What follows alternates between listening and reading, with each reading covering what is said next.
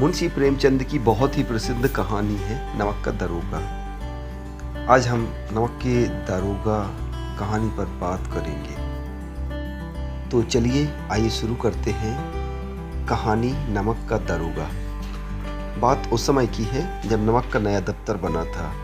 कुदरत द्वारा बनाई गई वस्तु का इस्तेमाल होना बंद हो गया था। तब लोग नमक का व्यापार चोरी छिपे करने लगे। अफसरों को रिश्वत मिलती थी। पटवारी भी अपनी नौकरी छोड़कर नमक का दरोगा बनना चाहते थे। वकीलों का भी जी लल जाता था। मुंशी बंशीधर भी इन सब बातों को समझते हुए रोजगार की खोज में निकले। बंशीधर के पिता अनुभवी थे। कहने लगे, बेटा घर की हालत देख रहे हो, कर्ज से दबे जा रहे हैं। लड़कियां हैं या घास फूस की तरह बढ़ती जाती हैं। मैं तो सूखे पेड़ की तरह हो गया हूँ, पता नहीं कब गिर पड़ूं। अब तुम ही घर के मुखिया हो, नौकरी में पद की ओर ध्यान मत देना। यह तो पीर का मजार है, नज़र चढ़ावे और चादर पर रखनी चाहिए। ऐसा काम देखना जिसमें ऊपर की आमदनी हो। महीने में तो तनख्वाह मिलती है, वह तो पूर्णमासी के चांद के समान है, जो एक दिन दिखाई देता है और घटते घटते समाप्त हो जाता है, जिससे प्यास बुझती है और बरकत होती है। इन सब बातों की गांठ बांध लो। किस्मत से बंशीधर को नमक के दरोगा की नौकरी मिल गई। जाड़े की रात थी। नमक के सिपाही और चौकीदार सभी नशे में मस्त थे। बंशीधर को यहाँ आए थोड़ा ही समय हुआ था, किंतु बंशीधर ने अपनी अच्छी साख बना ली थी। कुछ ही क्षणों में नदी के बहाव की तरह गाड़ियों का शोर सुनाई दिया। सब उठ खड़े हो गए। जरूर कोई गड़बड़ है। जल्दी से वर्दी पहनी, तमंचा जेब में रखा और घोड़े पर बैठ पुल के पास जा पहुंचे। बंशीधर ने पूछा, किसकी गाड़ियां हैं? पंडित अलोपदीन की। कौन अलोपदीन? दातागंज के जाने माने जमींदार, लाखों रुपए का लेन देन करते हैं। गाड़ियों में नमक के बोरे थे। कुछ गाड़ीवान अलोपदीन के पास गए और बोले, महाराज दारोगा ने गाड़ियां रोक दी हैं, आपको बुला रहे हैं। पंडित जी बोले, स्वर्ग में भी लक्ष्मी का ही राज है। न्याय और नीति सब लक्ष्मी के खिलौने हैं। अलोपदीन ने नए नमक के दारोगा बंशीधर से कहा, बाबूजी कहिए, हमसे कौन सी भूल हो गई कि आपने हमारी गाड़ियां रोक दी हैं? बंशीधर सख्ती से बोले, यह सरकार का हुक्म है। बंशीधर ईमानदार था। कड़कड़ा कर बोले, मैं नमक हराम नहीं हूं जो अपना ईमान बेचते रहते हैं। मैं कायदे कानून के हिसाब से चलता हूं। जमादार बदलू सिंह, जी हुजूर, इन्हें गिरफ्तार कर लो।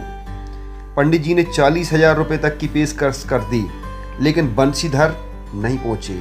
बदलू से इन्हें गिरफ्तार करो, हिरासत में ले लो। अलोपदीन हथकड़ियां लगते ही बेहोश होकर गिर गए। सुबह होते ही गांव में खबर फैल गई।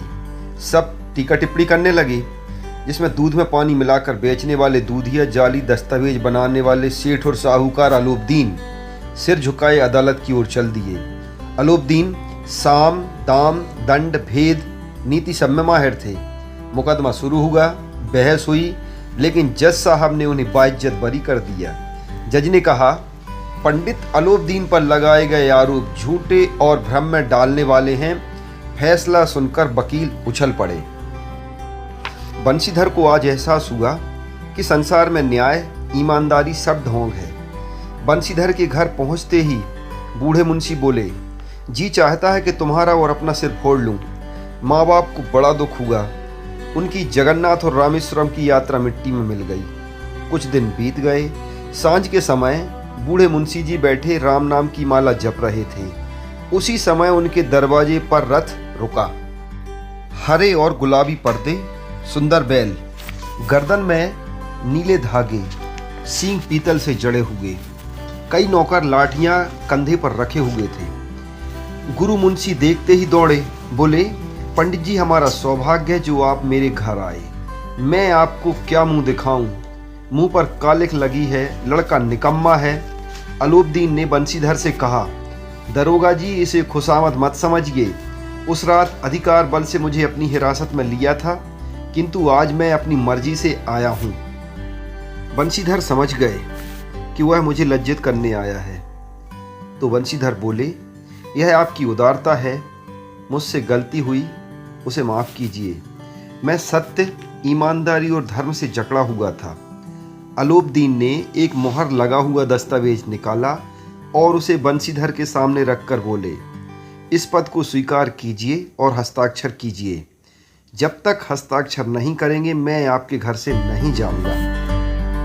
पंडित अलोपदीन ने अपनी सारी जायदाद की देखभाल के लिए बंशीधर को हमेशा के लिए नियुक्त कर दिया। अलोपदीन ने कलमदान से कलम निकाली और हस्ताक्षर करने को कहा तथा बंशीधर से बोले कि ईश्वर तुम्हें हमेशा वही नदी के किनारे वाला गुस्सैल, धर्म की रक्षा करने वाला और कठोर दरोगा बनाए रखे। कांपते हाथों से बंशीधर ने उस कागज पर हस्ताक्षर कर दिए। अलोपदीन ने खुशी से बंशीधर को गले लगा लिया। यदि आपको ये कहानी अच्छी लगी हो तो लाइक, कमेंट, शेयर और चैनल को सब्सक्राइब जरूर करें। वीडियो देखने के लिए आप सभी का बहुत बहुत धन्यवाद।